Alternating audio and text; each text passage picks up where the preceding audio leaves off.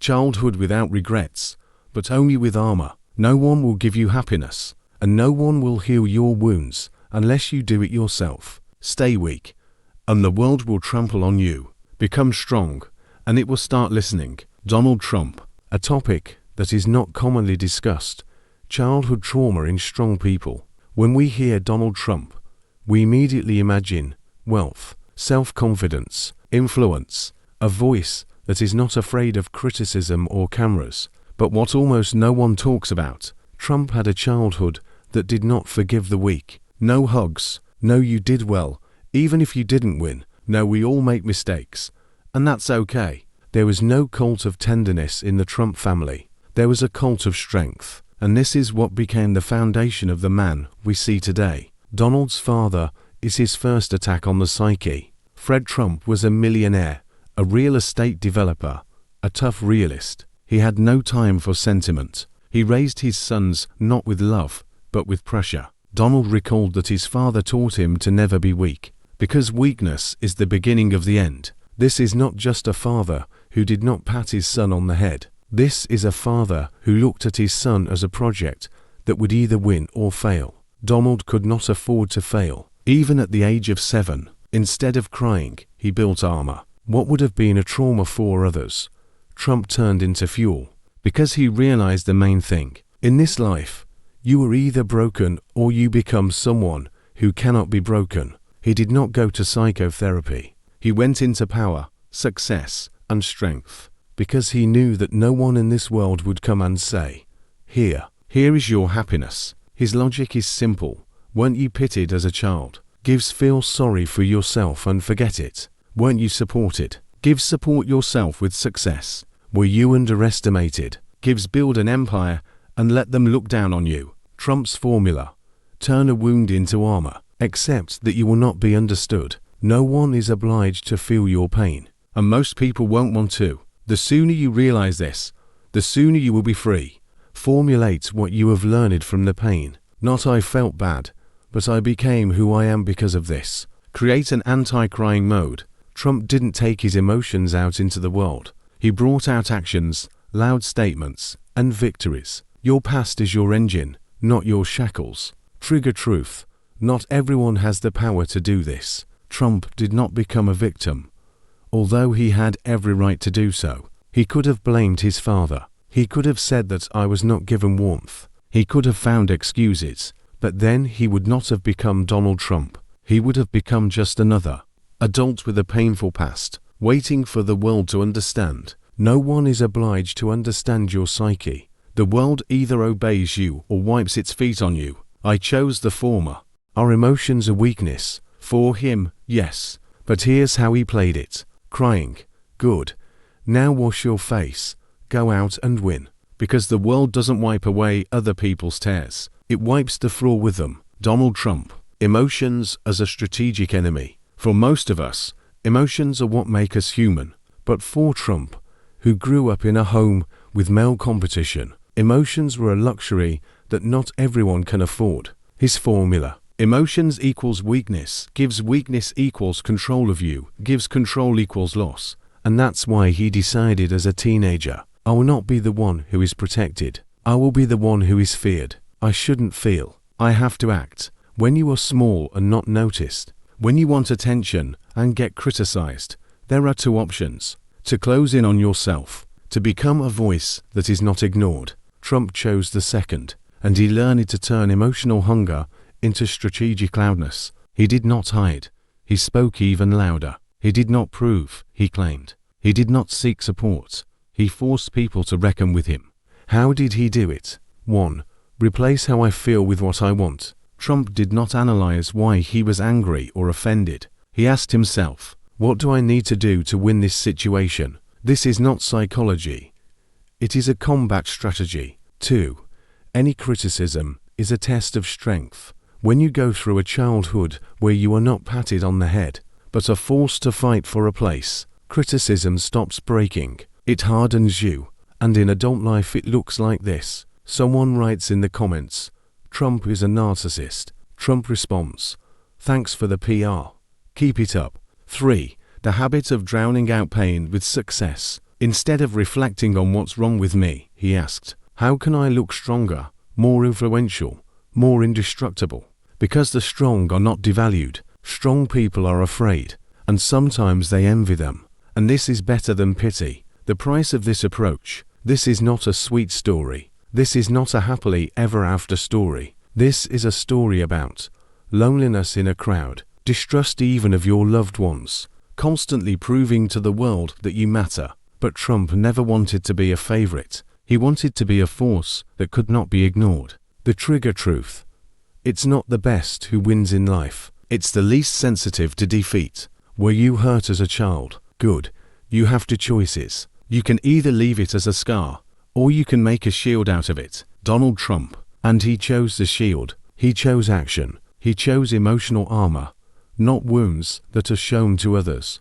In the world of survival, emotions are a luxury. Only those who strike first will survive. I was not taught to forgive. I was taught to win. Donald Trump. Childhood is not a memory.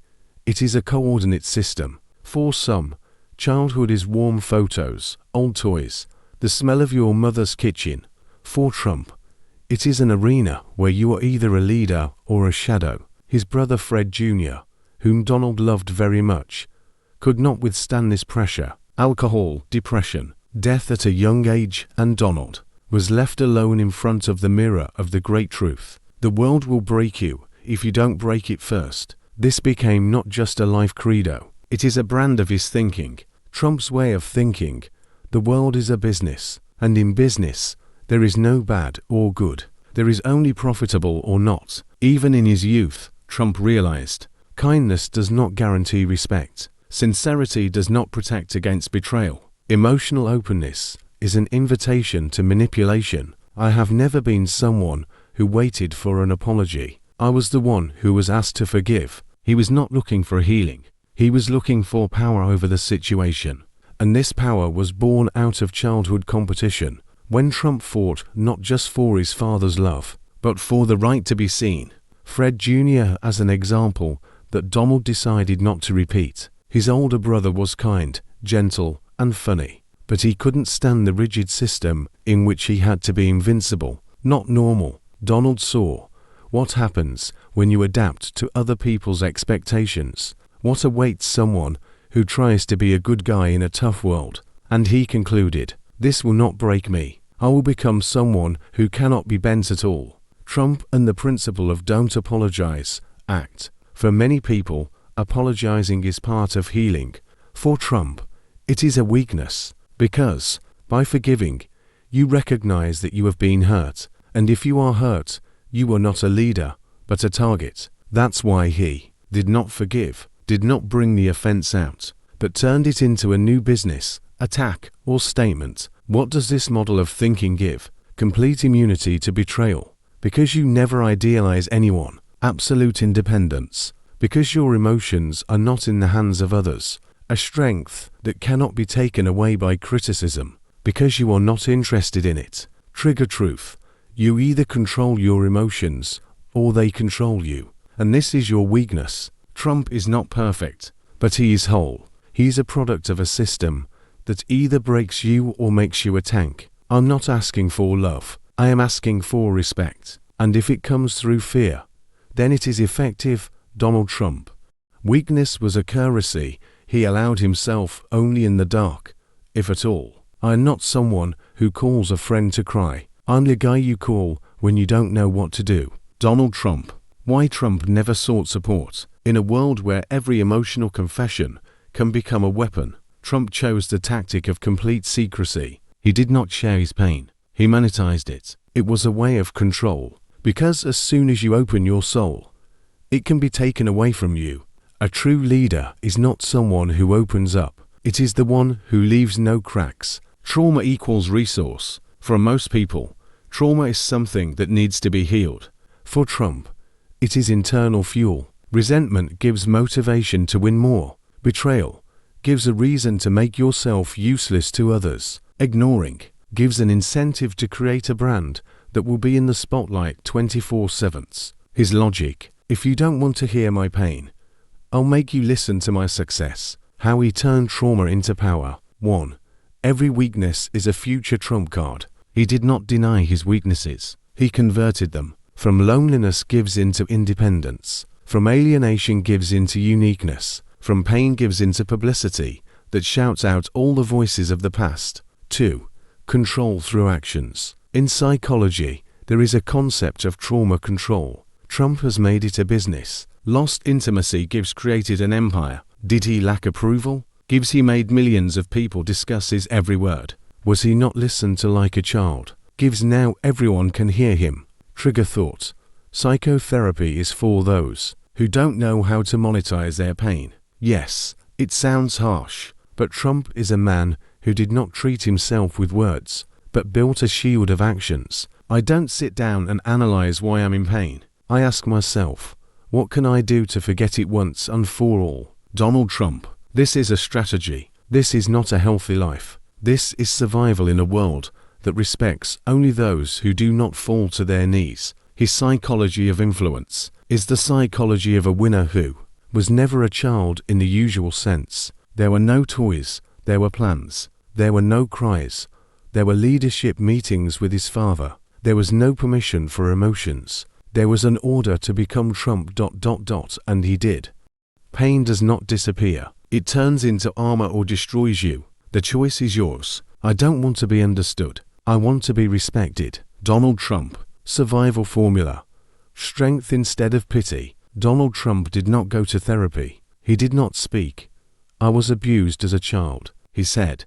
I became strong because I had no right to be weak. That sounds harsh. It sounds ... Trumpian. But it is this toughness that has made him not just a businessman, but a symbol of steadfastness. Trump's secret weapon. Ignoring other people's opinions. He never needed other people's approval. Why? Because he knew, if they approve, it means you are no longer a threat to them. This is the psychology of a warrior. A person who has eradicated weakness so deeply that even its shadow causes him to despise it. His world. Either you are a leader, or you are material for someone who will become a leader. In many children's stories, we look for where the pain came from. Trump didn't even look. He acted immediately. His response to all trauma is control, power, action. Someone doesn't respect him. He will buy the company of this someone. He is not invited. He will organize his own platform, where everything will be the opposite. Didn't they listen to him as a child? Now everyone listens. Trigger. Your injury is not a reason to cry. It's a reason to put yourself on top. I didn't need tears. I needed a plan, and I made it. This is Trump's most dangerous truth. He doesn't want sympathy. He wants influence. And that's how he transformed the pain of childhood into a business empire, into a political presence, into a media brand that cannot be ignored. What can we learn from Trump? Even if you don't share his politics, even if you don't like him, he gives one important message. Don't wait for someone to heal your wounds. Build your own throne out of them. And lastly, did Trump have some weak moments? Yes, he did. But he never showed them to the world. Because he believed anyone who shows weakness is no longer a leader, and the memory of him is already history. In short, Trump's childhood was not a gentle one, but he turned this reality into a tool of influence. And instead of seeking healing, he rewrote his own history, loudly, provocatively, and forever.